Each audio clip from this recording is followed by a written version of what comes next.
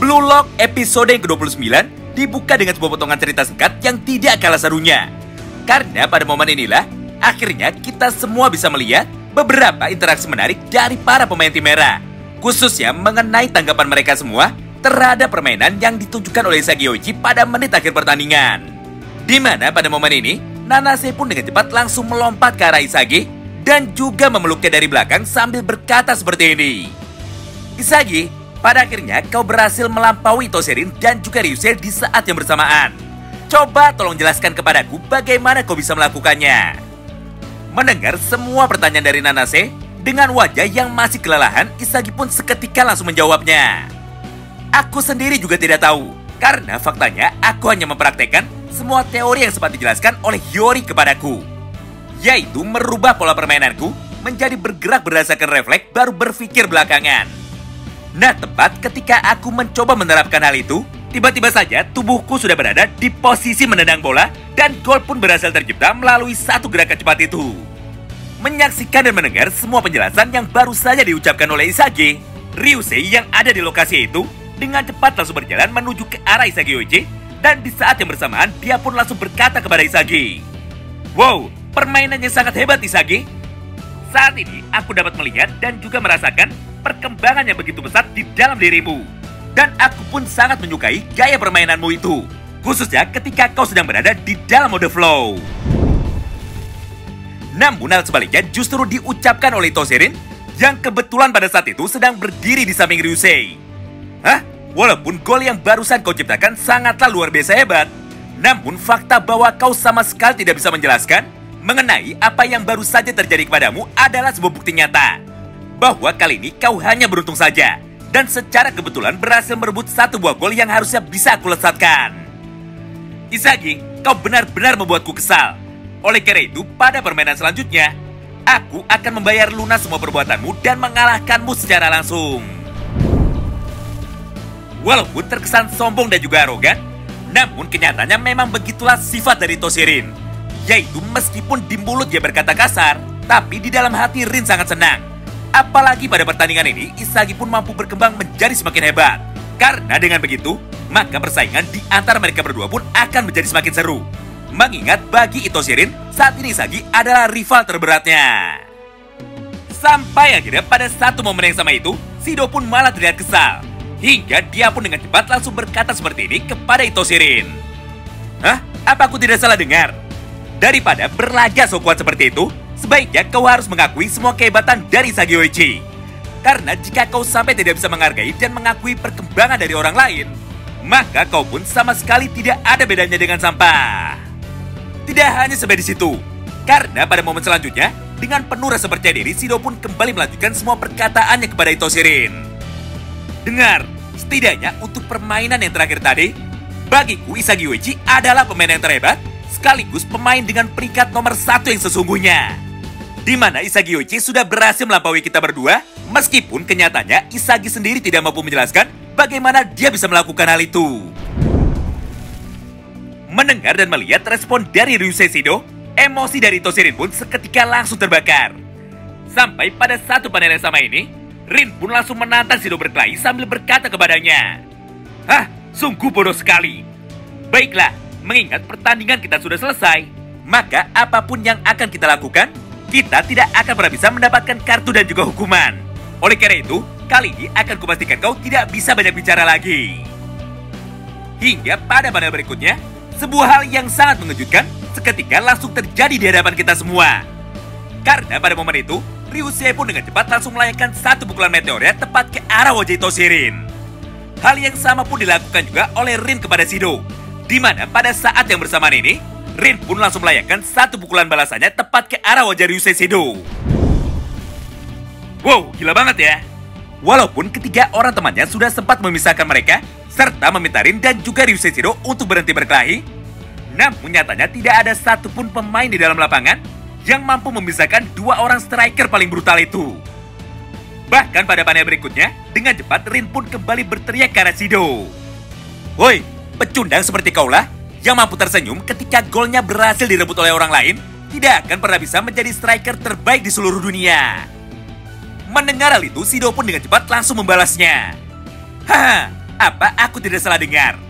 Justru sampah sepertimu lah yang tidak akan pernah bisa menjadi striker terhebat di seluruh dunia. Apalagi faktanya kau sama sekali tidak bisa menerima dan juga menghargai keindahan permainan sepak bola yang ditunjukkan oleh para pemain lain. Sederhananya, Shido dan juga Itoshirin memiliki perbedaan pandangan terhadap dunia sepak bola. Di satu sisi, Ryusei sama sekali tidak pernah merasa sedih ataupun kecewa ketika ada pemain lain yang mampu menunjukkan sebuah permainan hebat di dalam lapangan. Bahkan Ryusei pun tanpa ragu akan mendukung pemain tersebut untuk bisa mencetak gol. Sedangkan di sisi lain, Itoshirin memiliki prinsip sepak bola yang hampir mirip dengan King Baru, yaitu dia terlalu percaya diri dengan gaya permainan sepak bolanya sendiri dan menganggap bahwa tidak ada satupun pemain di dalam lapangan yang boleh menjadi lebih hebat daripada dirinya, kecuali rivalnya sendiri, yaitu Isagi Yoichi. Semua kejadian menegangkan ini pun terus berlangsung selama beberapa saat. Hingga pada panel berikutnya, Ryusei pun dengan cepat langsung melayangkan satu tendangan nuklirnya tepat ke arah kepala Itoshirin. Walaupun pada akhirnya tendangan tersebut berhasil ditangkis dengan sempurna oleh Itoshirin menggunakan tangan kirinya. Nah, menariknya di tengah ketegangan ini, terlihat juga Eita Otoya yang sedang duduk dengan tenang tepat di tengah keributan sambil berkata seperti ini. Wah, ternyata pertarungannya menjadi semakin seru. Ayo terus hajar dan jangan mau kalah, karena aku benar-benar suka melihat pertempuran seperti ini.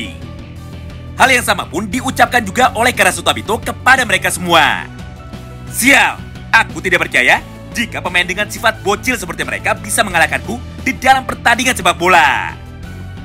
Hingga pada panel selanjutnya, akhirnya Jinpachi Ego pun seketika langsung turun tangan dan berteriak memarahi mereka semua melalui speaker yang ada di dalam lapangan tersebut.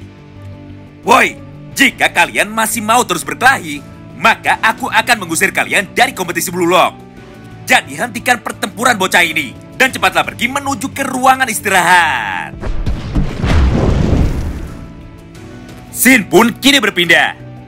Setelah beberapa saat berlalu, akhirnya kini kita pun kembali diperlihatkan sebuah jalan pertandingan seleksi di babak yang kedua, yaitu duel penentuan antara tim A yang beranggotakan Itoshirin, Ryusei Shido, Aryujubei, Igarashi dan juga Ishikari Yukio melawan tim C yang beranggotakan Seishiro Nage, Yukimiya Kenyu, Mikagereo serta Gagamaru. Seperti biasanya ya, supaya lebih mudah dipahami, maka mulai dari sini tim A akan kita sebut sebagai tim merah, sedangkan tim C akan kita sebut sebagai tim putih. Secara umum peraturan dari pertandingan seleksi yang kedua ini pun masih sama seperti sebelumnya. Jadi kami rasa hal itu tidak perlu dijelaskan lagi.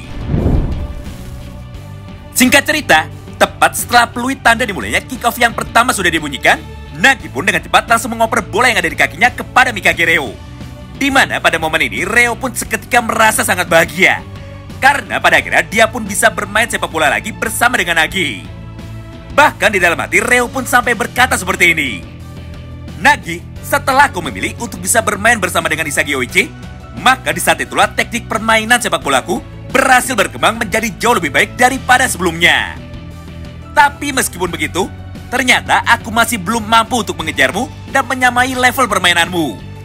Oleh karena itu, pada pertandingan ini, aku pasti akan berusaha untuk meningkatkan semua level permainanku, sekaligus membuktikan kehebatanku kepadamu, supaya kau mau memilihku lagi. Karena seharusnya hanya aku sajalah satu-satunya orang yang boleh bermain bersama denganmu. Hingga pada panel berikutnya, Reo pun dengan cepat langsung memberikan satu operan bola pendeknya kepada Nagi lagi. Sebelum pada akhirnya Nagi pun langsung menyambung umpan itu dengan teknik operan 1-2 untuk melewati benteng pertahanan ketat yang dijaga oleh para pemain tim merah, khususnya oleh Ryusei Shido. Melihat hal tersebut, tentu saja Aryu tidak bisa tinggal diam. Hingga pada panel itu, Aryu pun langsung merespon pergerakan dari Mikagereo serta berlari ke arah Reo untuk langsung menghentikannya. Namun tepat sebelum Aryu berhasil merebut bola itu dari kakinya, Reo pun dengan cepat langsung menendang bola itu dengan keras untuk memberikan satu umpan jauhnya kepada Nagi lagi, yang kebetulan pada saat itu sedang berdiri dengan bebas di depan area kotak penalti tim merah tanpa ada satupun penjagaan yang berarti. Pada awalnya Nagi pun terlihat sangat percaya diri bahwa dia bisa menerima umpan itu dengan mudah dan mencetak gol di saat yang bersamaan. Tapi sepertinya kali ini Nagi harus kecewa, karena pada satu panel yang sama ini ternyata ada satu lagi pemain dari tim merah selain Aryujubei yang mampu melompat lebih tinggi dari dirinya serta berhasil memotong jalur umpan yang dikirimkan oleh Mekagereo, dan di saat yang bersamaan langsung mengoper bola itu kepada Itoshirin yang ada di dekatnya. Nah, di momen inilah Rin pun dengan cepat langsung membawa lari bola itu seorang diri menuju ke area pertahanan dari tim putih, dengan didampingi oleh kedua orang pemain lain yang berlari di kedua sisinya, di mana pada sayap sebelah kiri terlihat Ryusei Shido, sedangkan pada sayap sebelah kanan nampak si biksu paling hoki yaitu Igarashi. Menariknya, tepat pada satu panel yang sama itu, kedua orang pemain tersebut dengan cepat langsung berteriak sama-sama ke arah Itoshirin dan memintanya untuk segera mengoper bola itu kepada mereka. Namun karena saat ini Itoshirin tidak memiliki pilihan lain, serta tidak mungkin dia mau bekerja sama dengan Shido, pada akhirnya Rin pun dengan cepat langsung memberikan satu buah operan bola pendeknya kepada Igarashi. Sebelum pada akhirnya Igarashi pun langsung menggiring bola itu sendirian menuju ke arah gawang dari tim putih dengan niat untuk mencetak gol. Melihat hal itu tentu saja Reo tidak bisa tinggal diam. Hingga pada panel selanjutnya Reo pun segera merespon pergerakan dari Igarashi dan langsung muncul lagi di hadapannya untuk menutup jalur dribble dari Igarashi. Oleh karena itu, pada panel selanjutnya, Igarashi pun segera membatalkan niatnya untuk berlari melewati Mekagereo. Dan dia pun langsung mencari satu orang pemain lain dari timnya yang bisa dia ajak bekerja sama. Tapi karena Igarashi terlalu banyak berpikir, akibatnya Shido yang kebetulan pada saat itu sedang berlari di belakangnya, tiba-tiba saja langsung berteriak dengan keras ke arah Igarashi. "Woi, biksu bodoh, kalau kau tidak mau aku hajar, maka cepatlah oper bola itu kepada aku sekarang juga." Mendengar teriakan dan juga ancaman dari Shido, Igarashi pun seketika menjadi terkejut. Akibatnya tanpa sengaja, dia pun langsung menendang bola itu dengan pelan menuju ke arah Ryusei Shido, yang kebetulan pada saat itu sedang berlari dengan cepat sambil terus mencoba untuk lepas dari penjagaan ketat yang dilakukan oleh Gagamaru. Walaupun pada panel itu Ryusei sangat percaya diri bahwa dirinya bisa melewati Gagamaru, tapi sayangnya kali ini Shido lah yang harus dibuat kecewa. Karena faktanya, Gagamaru memiliki pergerakan dan juga respon yang jauh lebih cepat daripada Ryusei Shido. Hingga pada akhirnya Gagamaru pun memutuskan untuk lompat lebih dulu dan mencuri bola itu dari Shido menggunakan gerakan akrobatnya. Serta di saat yang bersamaan, dia pun dengan cepat langsung mengirimkan satu umpan jauhnya ke arah Yukimiya Kenyu, yang kebetulan pada saat itu sedang dijaga dengan ketat oleh Itoshirin. Nah, di momen inilah akhirnya kita diperlihatkan sebuah kemampuan spesial yang dimiliki oleh Yukimiya Kenyu, yaitu teknik dribble sepak bola jalanan yang jauh lebih hebat dan juga jauh lebih ekstrim daripada teknik dribble milik Bachira. Sederhananya, di dalam kompetisi Blue Lock hanya ada satu orang pemain saja yang memiliki kemampuan terhebat di dalam duel 1 lawan 1, dan orang itu adalah Yukimiya Kenyu. Hal ini pun dapat kita lihat langsung melalui beberapa potongan panel manga berikutnya, di mana pada momen itu, pemain dengan peringkat nomor 1 dan juga nomor 2 di dalam kompetisi Blue Lock ternyata mampu dikalahkan dan juga dilewati dengan sangat mudah sekali oleh Yukimiya Kenyu menggunakan teknik dribble jalanannya. Hingga pada panel berikutnya, dia pun dengan cepat langsung melesatkan satu tendangan berputarnya dari jarak jauh menuju ke arah sudut kanan atas dari gawang tim merah. Melihat hal itu tentu saja Aryu tidak bisa tinggal diam. Sampai di saat yang bersamaan, Aryu pun seketika langsung melompat di depan gawang dengan niat untuk menghentikan tendangan super milik Yukimiya. Walaupun di momen ini semua pemain dari tim merah sudah dapat bersenyum dengan lega, karena ternyata Aryu bisa membaca dan merespon satu tendangan langsung yang dilesatkan oleh Yukimiya Kenyu. Namun pada panel selanjutnya, sebuah hal yang sangat mengejutkan malah kembali terjadi di hadapan kita. Di mana masih pada satu momen yang sama, Nagi pun dengan cepat ikut melompat juga tepat di hadapan Aryu. Dan di satu momen yang sama itu, Nagi pun langsung membelokkan jalur tembakan dari Yuki menggunakan teknik trappingnya. Akibatnya, gol pun berhasil diciptakan oleh Nagi, dan skor pun seketika langsung berubah menjadi 1-0 untuk keunggulan bagi tim putih. Wow, menarik banget ya. Tentu saja bagi kalian yang penasaran dan ingin tahu mengenai kelanjutan cerita lengkap dari jalannya pertandingan antara tim A melawan tim C, maka nantikan terus ya update selanjutnya di channel ini.